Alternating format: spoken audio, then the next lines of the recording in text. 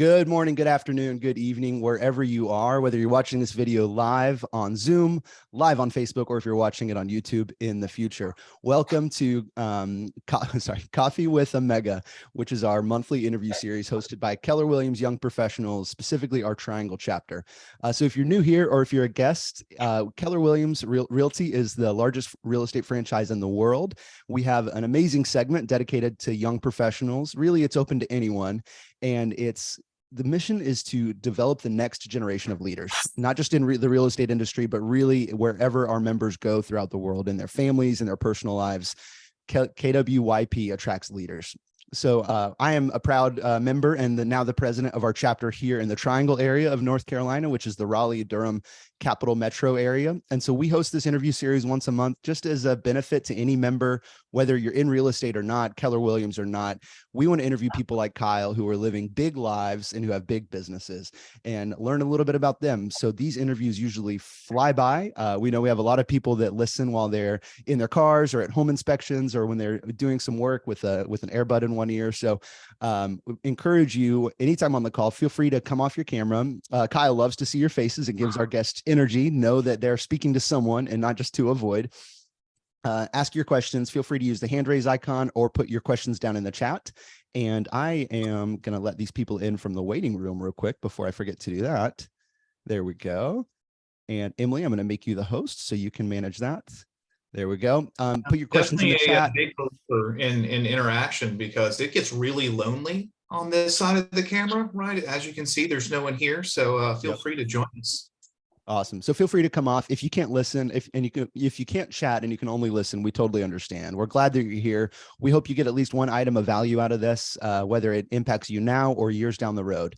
So we have a great guest this week. I'm really excited to dig into this. I'm going to read his bio and then we're going to take it away. Kyle Evans is the rainmaker and team leader for Constellation Home Sales out of Baton Rouge, Louisiana. Constellation is a small and mighty team in the top 100 of agents in their whole Baton Rouge market. Kyle has over 8 years of experience with Keller Williams. He is been a 40 under 40 agent. He's been recognized. He's the regional ambassador for KWYP in the Gulf States region. He's a business coach and is now a bold coach with Keller Williams. So if you don't yet know what bold is, it is our intensive 8-week mindset transformation class course experience where coaches like Kyle travel the country. And for 8 consecutive weeks, you get into an inferno of learning about yourself, your limiting beliefs, and how to break through to the next level of achievement. So Kyle is going to bring the heat today. He is incredibly talented, incredibly gifted. And Kyle's mission is to truly help people remove their limiting beliefs and to live their life by design. That life by design could be a solo agent that sells 1 home a year. You could be the biggest mega agent that sells 10,000 homes a year. Kyle loves to see you achieve what you want. Most importantly, Kyle is happily married to his bride, Shanna. He's also a present father of 2 kids, and he has a passion to teach others that they do not need to sacrifice their family to build a business.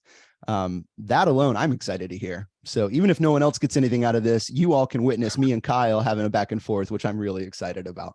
Kyle, you've got 8 years experience with Keller Williams. I know you had some time in the restaurant industry, some time in college before that. I'm going to let you just kick it off however you want. What was it like for you to get into real estate and your life before real estate?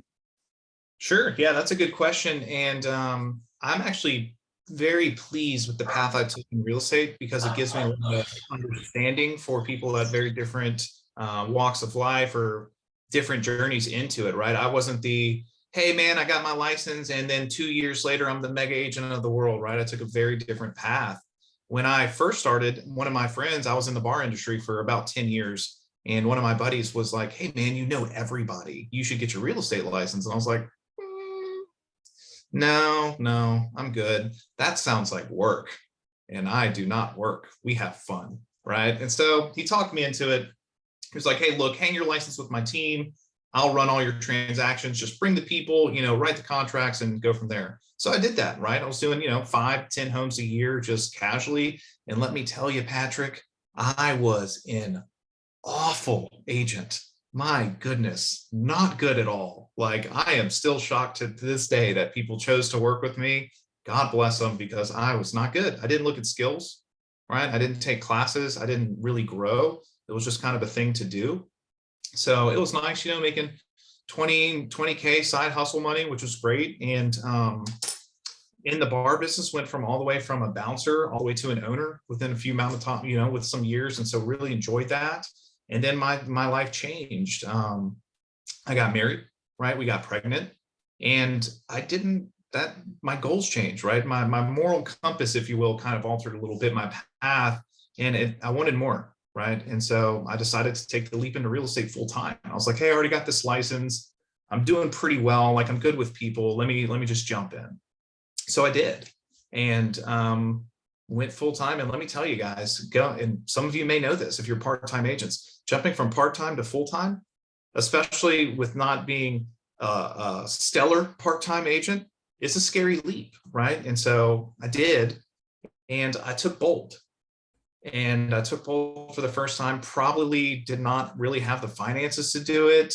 I did it anyway, played all in, and it changed my life, changed my trajectory. And I left there with a MAPS coach, and that was before they had guardrails on who can get into mastery. So I probably got a mastery coach well before I should and could afford it by the Gary Keller model, and yet I got it and never looked back. So I've been in MAPS coaching now for, I think, 6 years, 5 years, something like that. And my world changed, right? I dove all in. I started teaching classes, started going to classes, started reading all the books, drinking the Kool-Aid.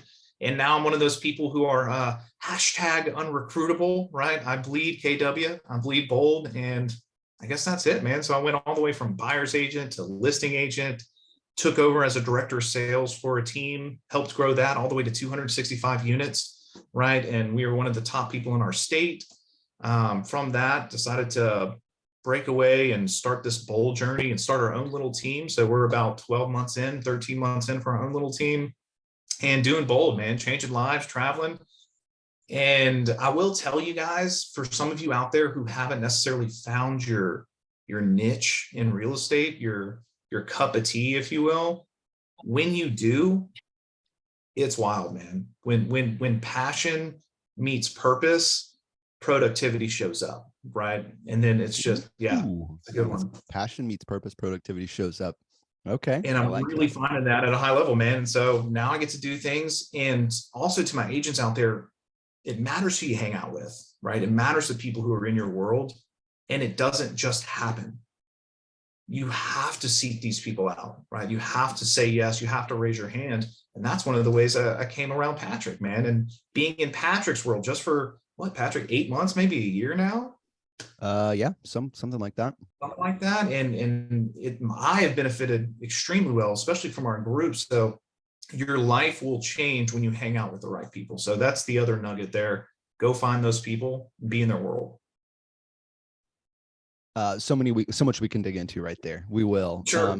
You kind of cut yourself a little short with being a bad side hustle, bad part-time agent, which may have been true if that was all you were doing or if that was the goal. But I heard you had a big passion for the bar industry. Now, we have fun. We don't work hard. I'm not in business. I'm in food and bev, late nights. Sure. There's a real romance to that, right? That culture. What do you miss from food and bev?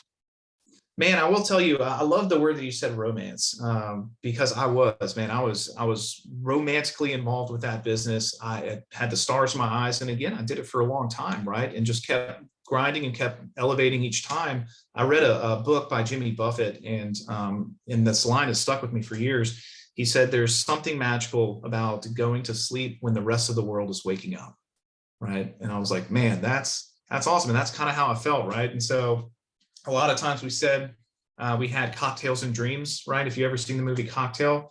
So I think, Oh yeah. For me, it was the people, right? You're not working when you're having fun, right? If you're enjoying it. So getting to interact with people all the time, it was really like entertainment. I was there to make sure that they had a great time, and I was in ancillary having a great time as well. So it didn't necessarily feel like work. Now, don't get me wrong, there were the days where I'm doing inventory and making orders and running budgets and P&Ls and all that stuff and doing taxes. And that definitely felt like work. Yet the mass majority of it was just a good time, man. I really enjoyed it. And I love it from afar now. That chapter is closed for sure.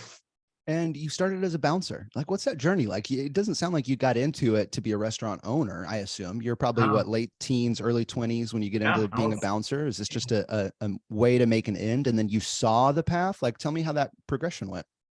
man, that's a great question. So yeah, I started just for funsies, right? We were just yeah, Roadhouse, Justin. I was doing it, and one of my buddies started at the bar, and we were roommates at the time, and he was like, "Hey, dude, you should come work here. It's fun." And I was like, "Cool, let's do it. I'm down to go have some fun. Like, it's cool. It's a cool thing to work at the bars, and or at least in my perception of a young man." So I did, and I'll never forget at that bar at the time, the owner, one of the owners, my first meeting said, if you guys have any aspirations, you men out there, of being a bartender, you're not going to be, right? You will be a bouncer and that's it. We only hire female workers. You're not, there's no upward movement.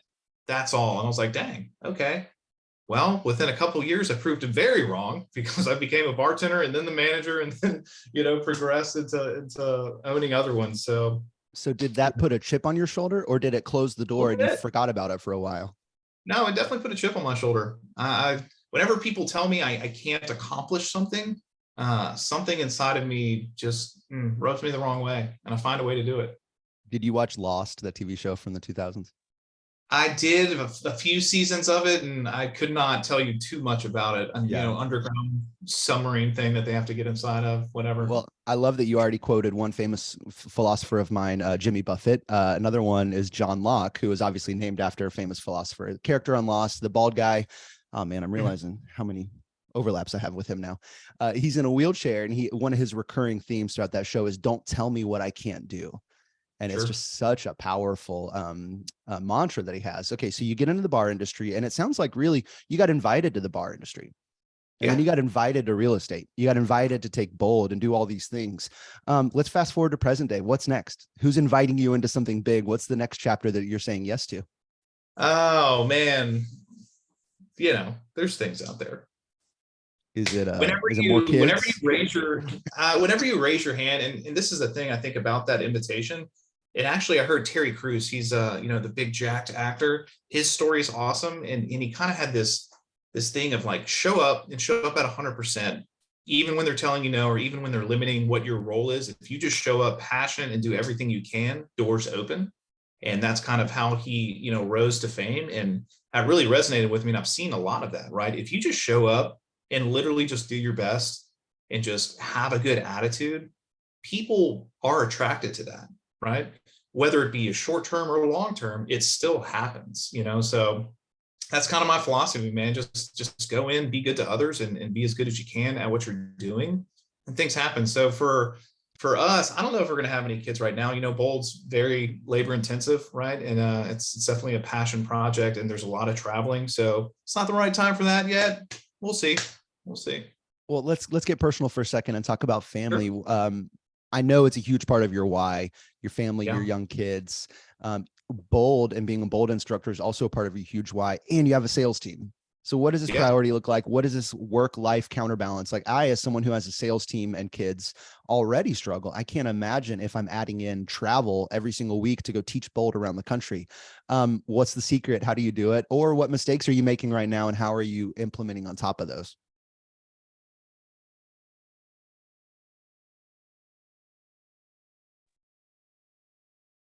Did we freeze? Looks like he froze over there. Kyle, we got you frozen, buddy. Leverage. There we go. Okay, you froze up, and the only thing we heard was leverage is key. So keep going on that. Yeah, sure. I'm always failing forward, right? I'm not going to be the guy up here who says, hey guys, I got everything figured out. Just listen to me and you'll do fine. That's not the case. We're constantly failing, we're constantly tweaking, constantly looking back on things. Experience that is not meditated on or thought about is not very helpful, right? So looking back on either failures or successes, and seeing what went right and what went wrong, for me, I am super leveraged, right? At home and in business, I have the opportunity to be in business with some really great people on our sales team. One, our director of operations, Lyric.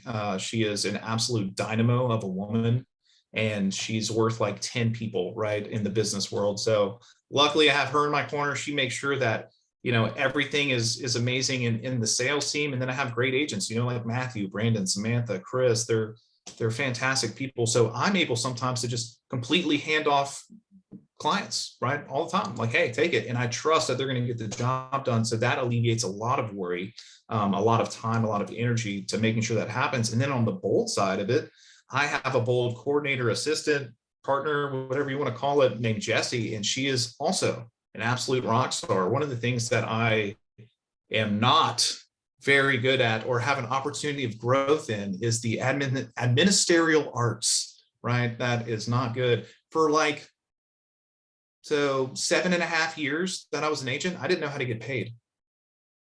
I would get a commission check and then I would give it to somebody else and they would do all the other things. I didn't know how to put things in MLS, all that stuff, because I was always leveraged, right? And now still, it's not something that I intend to do or desire to do because it takes up time that I could be focusing on something else. So, I mean, the short answer for that is leverage, man. Leverage and tweaking. So many of us in business struggle with that. We get into real estate because we want the autonomy of our time, and we don't want to have a boss telling us what to do or when to do it or how to do it. And we want, more earning potential. We do that often through the sales side. If you enter as an agent, right? And we're often charismatic, very opinionated about the experience we give our clients. And we fall into the E-myth, which is the entrepreneurial myth that we have to do everything. And then our clients need us to be the ones to type it into MLS and to go put the lockbox on the front door and put the yard sign in the front yard. And those things are such low dollar producing activities that it sounds like you had been leveraged early on by being on a team and learning from other people who had leverage. And I love when I ask you how you do it all, you didn't say how, you actually said who. You said it's this person and this person and this person. So I was looking for my book, but another book that's changing my life right now is Who, Not How. Talking about it's not how do you solve a problem. It's anytime you have friction in your business or your life, there's a who that you could have there that's doing those things for you. And so I'd encourage that book. I actually was reading back through an old journal of mine from this time last year. And it was, visioning and future casting. And it said, what will I need to do to get there? Or what was it? What do I need to get to that place I'm envisioning? And I crossed it out yesterday and I wrote, who do I need? Because it's still, even for me, it's changing. And again, we're not here to talk about me, so I'm going to try to be quiet. I just get so excited about these topics, but let's get into the nitty gritty. You can always to go and do that. Because I mean, it's just like E to P, right? One of our 6 personal perspectives, right? Number 3. So moving from entrepreneurial to purposeful. It talks about breaking that ceiling of achievement. And usually to break through that ceiling of achievement, you're missing coaching, consulting, a system, or definitely a who. And that who can actually show up as coaching or a system, right? Or the consulting. So I'm a big believer in who's. And also, man, it's more fun to do stuff with people you enjoy, y'all. We are social creatures, whether you admit it or not. People crave to be in a tribe of people. So when you find a great one, buckle up. For many agents on this call, the Young Professionals Network is often agents who are making that first hire or that first piece of leverage. What have you found? Did you have success with virtual assistants, or would you recommend a transaction coordinator? How do you recommend these really busy, really successful solo agents start to get some of their life back?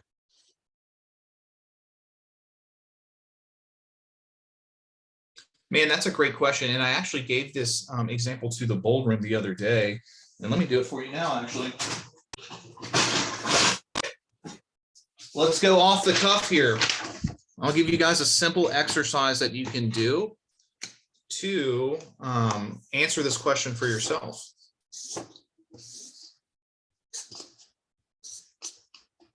This is why Patrick likes hanging out with me. We just take random moments and go in full on Gary Keller teaching mode.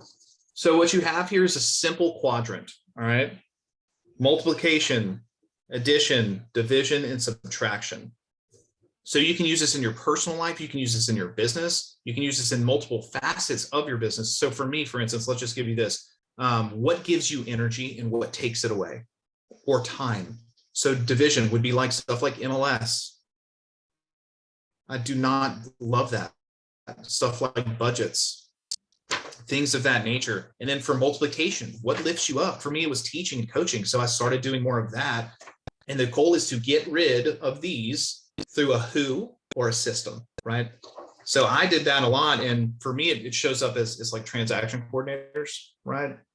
And then Lyric's like, I'm not even putting her in a transaction coordinator box. She's the master of all things operations, right? However, it started that way, right? My journey started with transaction coordinators. And I really found that leverage let me do the things that I was good at more of, right? So that's your first hire, identifying, and really that same exercise applies anytime you're hitting your limits in your bandwidth, right? Because we all have, 40 minutes in a day or something like that. We all have the exact same amount of time. Some people can multiply their time by having other pieces of leverage. It could be as simple as a house cleaner. If you're in Manhattan, maybe it's a driver. When I was up there visiting my good friend Erin Wheelock of the Wheelock team with KWYP, she had a driver, and it seems luxurious, but when you think about it, okay, what do I pay them, and what am I missing by paying myself that same amount of money? Because we are employees of ourselves. It's that same exercise.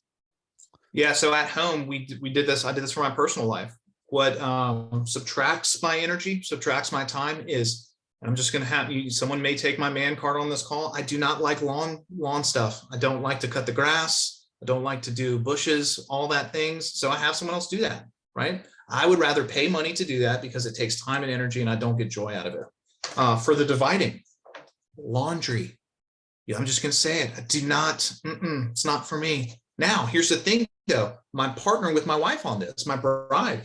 She actually enjoys, she doesn't mind laundry. She kind of enjoys it, right? So she does that. And in her negative box was like kitchen and cooking and cleaning and all that space. And I love that. Right. So naturally we have an ebb and flow and communication on that. And I leverage that for her and she leverages that for me. Right. So we have a nice relationship there. So I strongly recommend, like you said, apply that same quadrant to your personal life and figure out what you can get rid of and what you can leverage out. And I'm telling you, your mood, your energy, your time will just explode when you start to take away those time and energy sucks from your life. And so much of it you don't realize until it's gone. And then you're like, wow, I've been really happy the past few weeks, or I've just had more energy. We could dig into a lot more about that life hacking and how to improve your energy levels. So let's get into your business a little bit. Right now you've got yourself, Lyric is your director of ops, and you have 4 sales agents. Is that correct?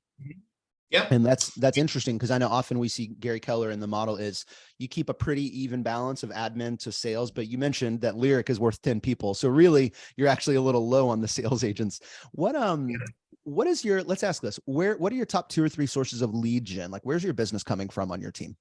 That's a great question, man. So even when I was doing that big team, we had a high focus on sphere of influence and past clients, right? PCSOI. And then we adopted that here because that's a big passion of mine.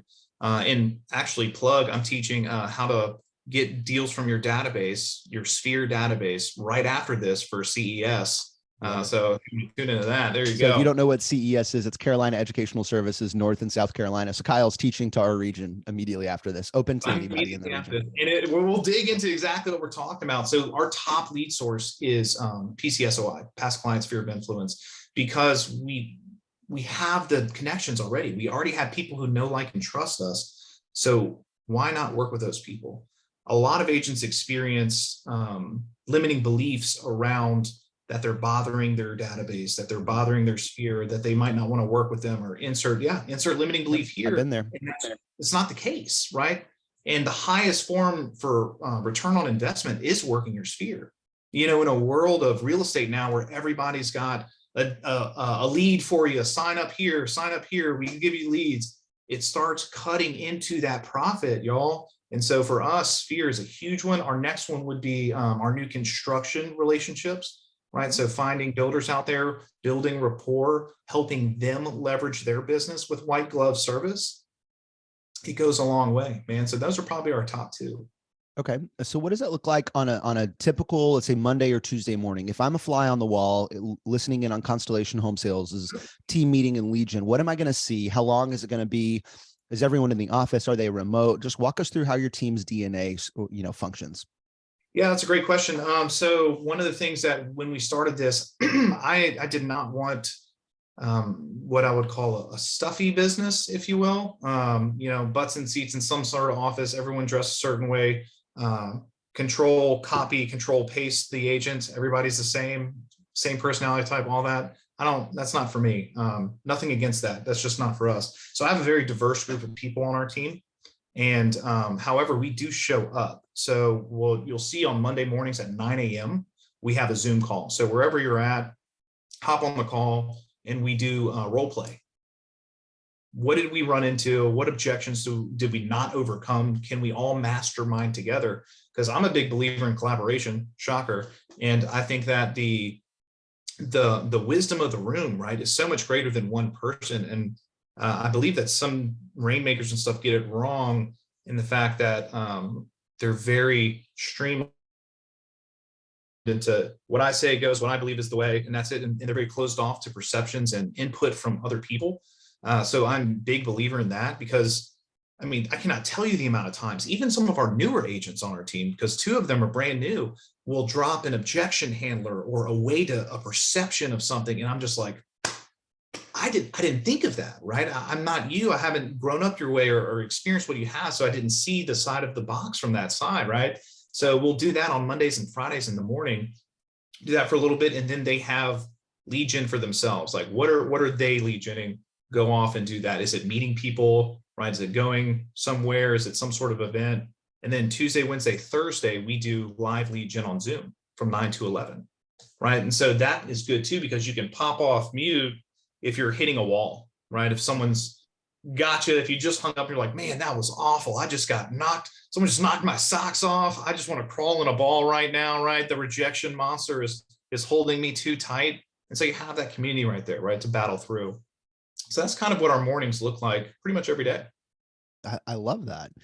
Without giving away too much of your, 11 herbs and spices and the secret recipe that makes the Cajun cooking down there in Baton Rouge work.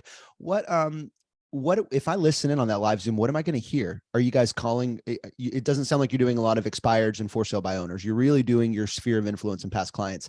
What's a phone call like? Could we do a quick, can you call me right now and see, and what would we talk about? Yeah, man, that's a great thing. And actually it comes up in the database course, some of my my tips and tricks there. So in Bold, we teach one called Ford, and it's a Ford model. It's not a script, it's a conversation model. And that gives you a really good opportunity to, as Patrick so eloquently said, put your own spice, your own flavor on it without being stuck into a box of this is what you say. So Ford goes like this. It starts off with family. So I'd be like, Patrick, how's your family? I saw y'all on Facebook looking happy. Those were great pictures. Insert something about him and his family here. He's going to respond. And naturally, the flow of conversation is usually a call and a response, right? And then they're going to do the same. Hey, Kyle, they're great, blah, blah, blah. How's yours? So I'm going to answer. And one of the things I love about Ford is it's not, let's talk about business. You're going to talk about business. Do you know someone who's looking to buy, sell, invest in real estate? No, it's casual. It's more of a ninja. It's an invitation. So I'm going to say, Patrick, how's work going? Right? Are you in office? Great. Yeah. Hey, man, are y'all busy right now? Because everything's kind of looking a little weird with inflation, the economy. Has that shown up in your world? For me in real estate, like you, man, we got really surprised in January. A lot of people came out of the woodwork. But what about you, man? What are you seeing in Baton Rouge? Yeah, man, Baton Rouge is great. The market's moving. Baton Rouge is one of those things, and you may not know this, it doesn't really experience the highs and the lows that real estate does. It's very mild. I didn't know that. That's cool. Yeah, it was voted one of the better places to ride out a recession. Wow. So yeah, while we do feel the influence, it's not as aggressive. So he will ask me about work, right? And that invites me to talk about work, without feeling like, hey, Kyle just called me to talk about business or to use something. Yep. When we treat our people like a commission check, they know it. They feel it. It's disingenuine, right? So actually show up on those calls with care. And then I move into recreation, right? Hey, what do you guys got coming up that's fun? What are you looking forward to this year? Or I did Facebook research. I'm like, hey, Patrick, just saw you went on this vacation. I'm thinking about doing the same. Do you have any advice? And he's going to give it. And then dreams. And when I say dreams, I don't necessarily mean like, Patrick, what are you dreaming of right now? What are you dreaming of? No, it's like, what are you looking forward to? What big goals do you have? What are you trying to accomplish? What's on the vision board, right? Starting to talk about that and really show that you care about the person as a whole and not just one or two things. So that's kind of what those conversations sound like for our database. And so you're calling them how often? Like if I'm in your database, how often do I get that phone call? You're going to get a quarterly call. I love it.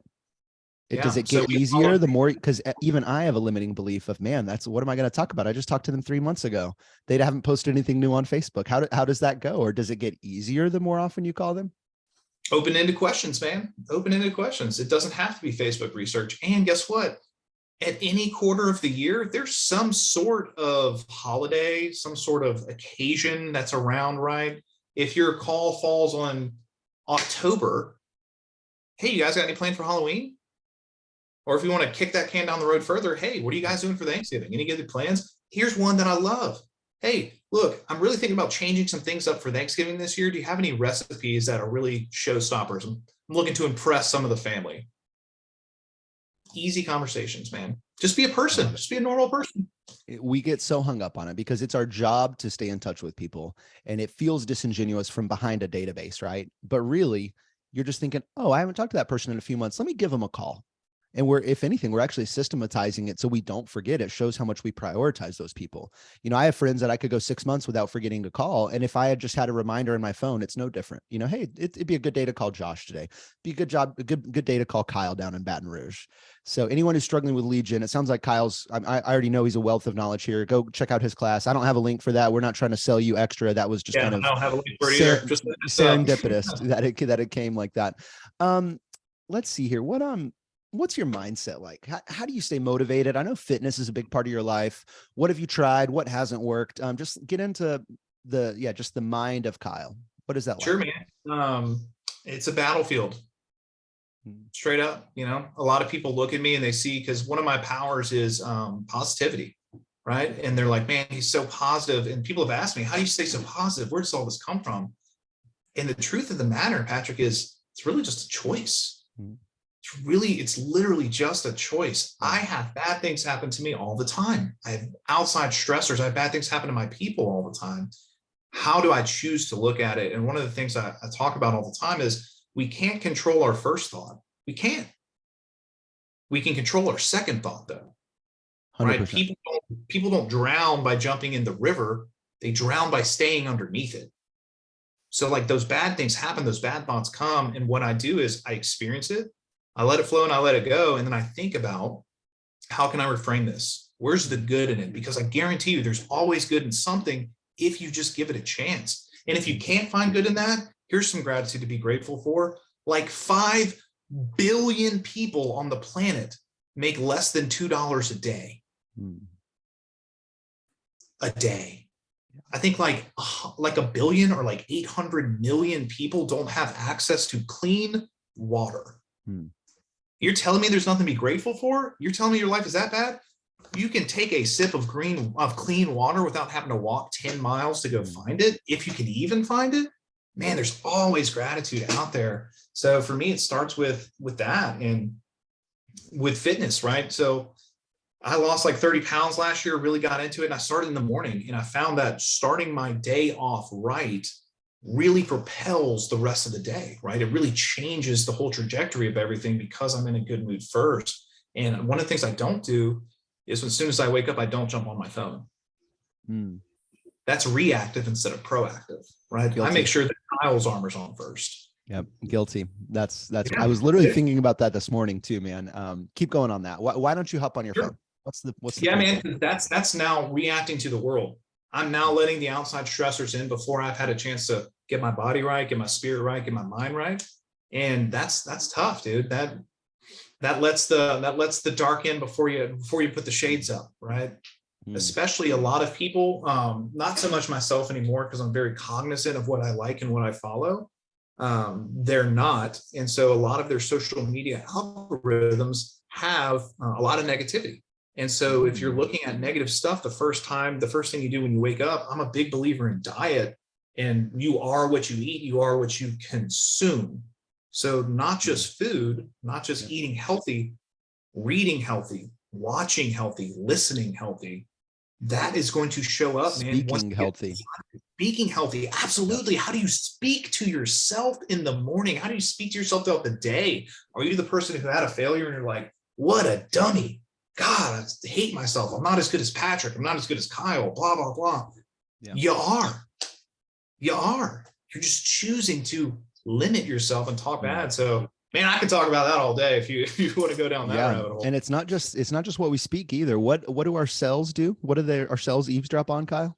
And they eavesdrop on your thoughts. And that was a bold law created 10 or 11 years ago. And the funny thing is, science is actually starting to catch up. And now it's not just an opinion. They have done studies and they found that your actual DNA can be changed and manipulated and influenced by your brain and how your mind is working and what you're thinking about. Right. So it's more powerful than ever to really control your thoughts because it's true. Your body will show up, man. And here's an example, Patrick. If you woke up one day, and I'm sure you have, we all have, right? And all you're seeing is bad stuff and you just stay in a bad place and just negative Nancy, how do you feel? How does your energy level? How's your heart? How are you feeling, right? Not good. The opposite is true as well. If we're looking for that good, if we're searching for that good, there's this thing called the reticular activation system, right? And so what's top of mind, we see more of.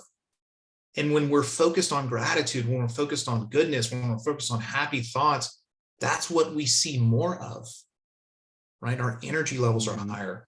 Gratitude is the highest form of energy, right? So if you're practicing this, and again, hear me, I'm not telling you guys that tomorrow you're going to wake up, I'm doing what Kyle says, no more negativity, here we go.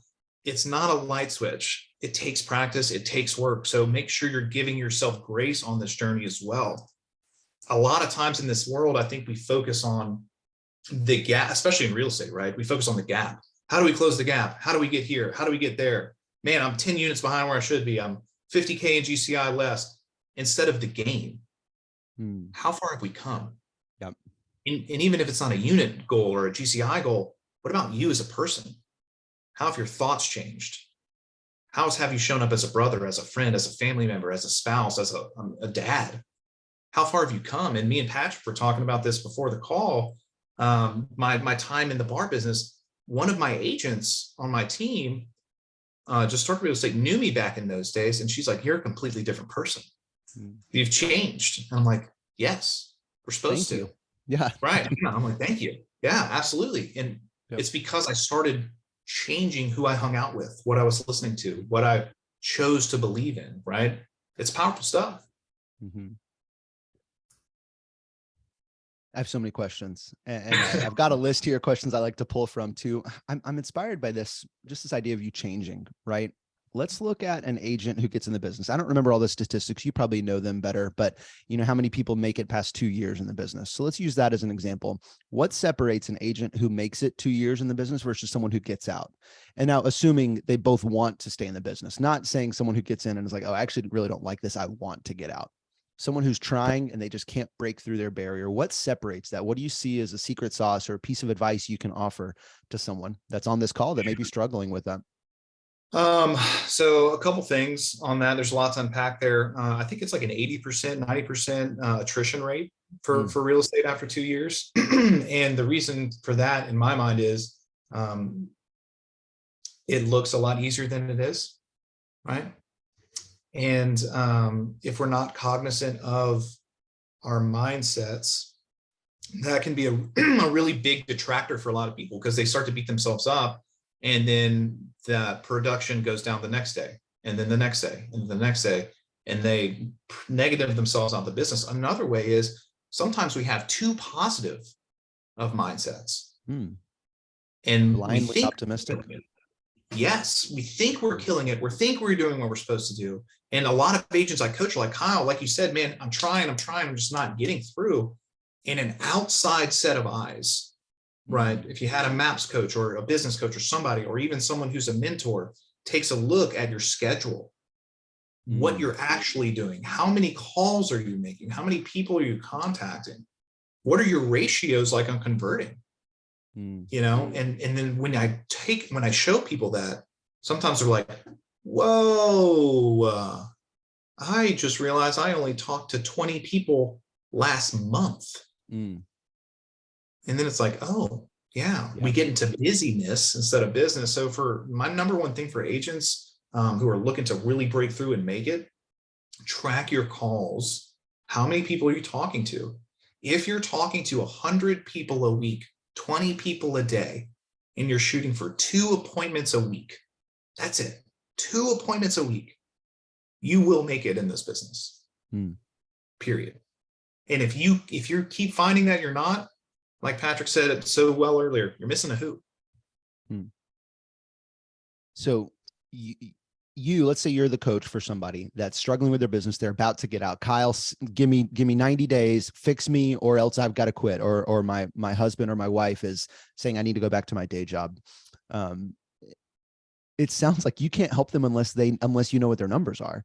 Okay, maybe they're talking to 100 people a week and they're just terrible at scripting, or they never close. They never ask for the appointment. How much do closed mouths get fed, Kyle? 0. So you bring up a great point. It's not just conversations. It's what are you saying? And that's the thing about knowing the numbers, because, well, the first thing I'm going to check is how many people. The next thing I'm going to check is how many appointments you went on versus how many you set versus how many you actually went on.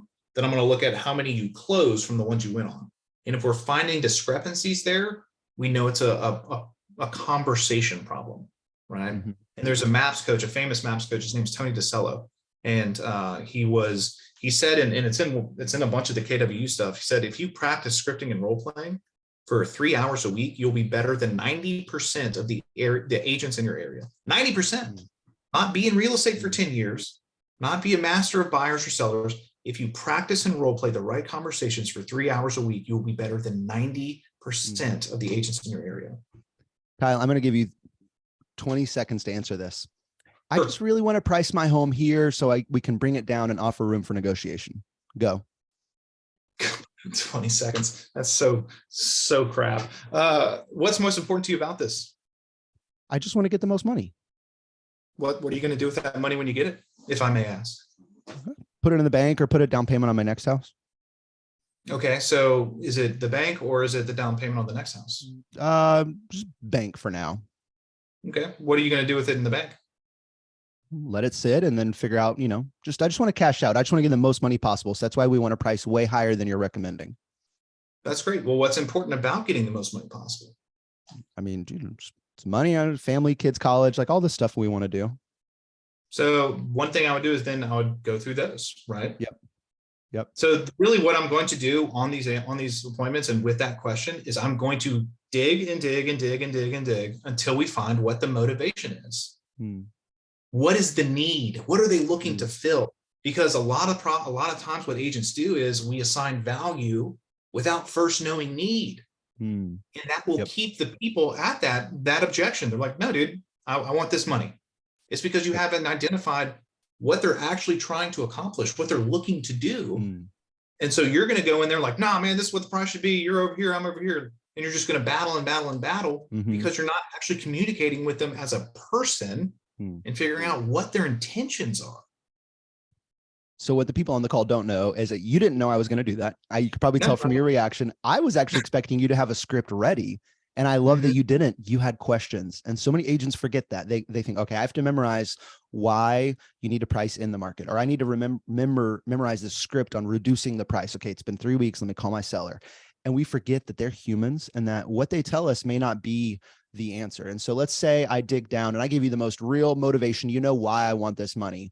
Then how do you guide me toward pricing the home properly? Like what little sentence or two might you say? You found, so let's say it's, I really want to care for my mom who's ailing and I want her to move in with me and I need that money for my family. Just use that as an instance. So yeah, I can't do it in 20 seconds. And yet one of the things that we do is we follow a model, and you may know these people, Tammy Younks and Steve Schlueter. They do never ending referrals, and he has a fantastic video. And so I'll just tell you that, go look up his video on pricing for sellers. And he draws this whole diagram that you will walk through on the appointment. It's like 30 minutes, 20 minutes, and it will change how you communicate with them. And it will help them realize where they should price it, not your opinion. But they should price it through self-realization, because that's the most powerful tool. So I guess that would be my plug, is go look up Steve Schlueter and seller pricing on YouTube. It's Schlueter, it's SCHELETRE, something like that. And he's a fantastic person. And then also, Patrick, I do have conversations and scripts for those things. And I only use them when I understand their motivation, so I can apply the right phrasing and the right conversation to that. I love it. I think so many of us, we see ourselves as experts and we come in ready to tell the sellers what they need to do. But no good doctor brings us in from the waiting room and starts talking. Doctors ask question after question after question after question so they can know how to help us.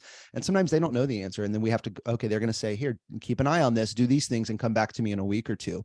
We are the same way as the experts. We can't just spout off truths at our clients and expect them to know things. So speaking of us being experts, I actually want to offer, does anyone have a question off the top of their head? We got about 10 minutes left in Kyle's time before he goes to teach his next class. Feel free to unmute. I'm gonna leave about 10 seconds of silence here for anyone who wants to ask a question, and then I'll jump back into mine if nobody does.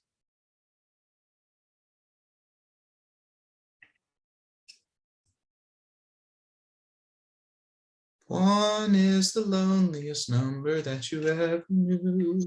All right, Kyle, rapid fire. I'm not going to ask you script questions. Give me 2 or 3 books that you like, 2 or 3 podcasts you listen to. What keeps your mind consuming the things that you want to become?